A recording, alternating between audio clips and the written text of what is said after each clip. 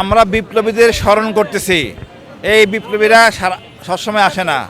বিপ্লবীকে সম্মান না করলে বিপ্লবী জন্ম হয় না। বিপ্লবীরাই দেশটা রক্ষা করে। আমাদের জাতি দুর্ভাগ্য এদেরকে সম্মান করতে পারি নাই। এমন একটা ফ্যাসিস্টকে তারা হত্যা করছে, এটা বৈধ ছিল। হত্যা ভালো না, বাট কিছু হত্যা ভালো। 18 কোটি দেশ জনগণ মুক্তি পাইছে। তারা থাকলে আজকে আমি এভাবে থাকতে পারতাম না, ভারতের অঙ্গরাষ্ট্র হইতাম। শেখ মুজিবুর ওই সময় হত্যা করা বৈধ ছিল। বিচার তো দূরের কথা, এই সম্মানিত করা উচিত। আপনি ভাবেন, দুর্ভিক্ষে হাজার হাজার লাখ মানুষ মারা যাচ্ছে, উনি 2 পুত্রকে বিয়ে দিচ্ছে সোনার চেন দিয়া। মানুষটা মানুষ, উনি মানুষটা মানুষ। উনি বলছেন কি করছেন কি? 30,000 মুক্তিযোদ্ধা হত্যা করছেন।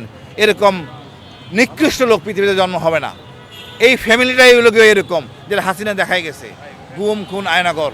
সুতরাং এদের 71-এ কোনো অবদান নাই, স্বাধীনতা কোনো অবদান নাই। স্বাধীনতা কলঙ্কিত করছে 30 লাখ লোকের কথা বলে।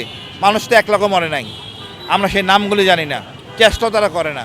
আমি মনে করি এখন সময় হয়েছে, যারা মারা গেছে তাদের নাম আমরা জানতে চাই, জাতি জানুক। এরা আমার গর্বিত লোক। ইনশাল্লাহ এই আমাদের যারা বিপ্লবী মারা গেছেন,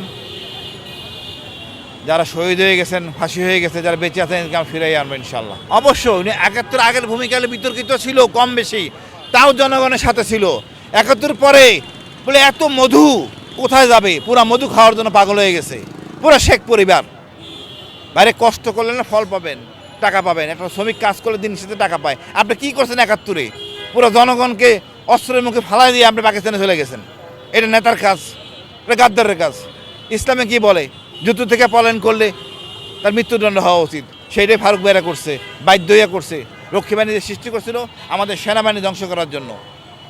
সেই জায়গায় ওনারা সেনাবাহিনীকে রক্ষা করছেন, দেশকে রক্ষা করছেন, জনগণকে রক্ষা করছেন, আমার সার্বভৌমত্ব রক্ষা করছেন।